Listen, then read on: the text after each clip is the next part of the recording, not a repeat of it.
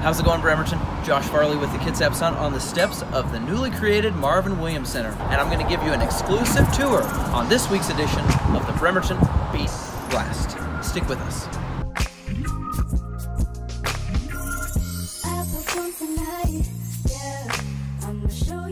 Welcome back to this edition of the Bremerton Beat Blast, sponsored by the Admiral Theater.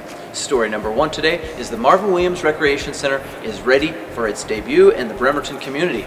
The $7.2 million center will host its grand opening festivities at 10 a.m. on April 7th. The center fills a void in West Bremerton.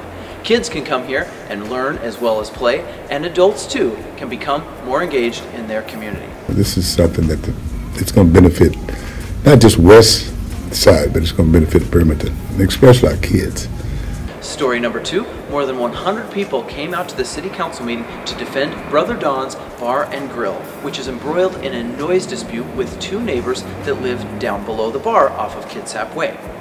The hope is that this week mediation will occur that will bring together both the bar staff as well as the neighbors below, and that the bar can continue its live music presence to go with some peace and quiet for the neighbors.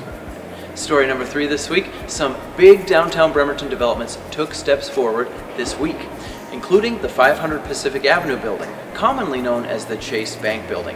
A $3 million renovation will not only gut its interiors, but also put a new black and gray and paneling over the top of its now rocky facade. The building's owners tell me the project will take until this fall to complete. Meanwhile, on the Bremerton waterfront, the Marina Square development continues to take shape. The latest news being that a hotelier has decided to build a 121-unit complex on the waterfront. The complex is being developed by Sound West Group, and Cambria Hotels will build the Bremerton Island Hotel in 2019. Someone, though, may want to tell them that Bremerton is actually a peninsula. Story number four today, Habitat for Humanity of Kitsap County is expanding its footprint off of Wheaton Way. They're adding a 3,300 square foot showroom of furniture that will go with the thrift store they already operate in the complex. Habitat uses the proceeds that they make from the thrift store and nearby furniture gallery to subsidize its affordable housing operation, which many of the viewers of the Bremerton Beat Blast know is desperately needed. So what we did was we decided to turn what used to be our office into an actual furniture annex, which added another 3,300 feet.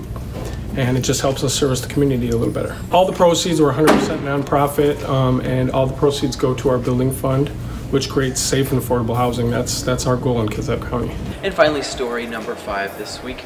It's hard for an aircraft carrier to make a quiet departure from the waters of Sinclair Inlet. And yet this past weekend, the USS John C Stennis did nearly that, as it left for some training before it goes out on deployment later this year. We have to savor the USS John C Stennis' time here in Bremerton, as it will soon be leaving to go for its midlife refueling, a multi-billion-dollar process that will take place in Virginia in the coming years ahead. That's our show for this week, Bremerton. We'll see you next time. Music for this week's Bremerton Beat Blast was performed by Nina Baby, a Bremerton-based R&B artist. She'll be performing April 8th at the Roxy Theater in Bremerton.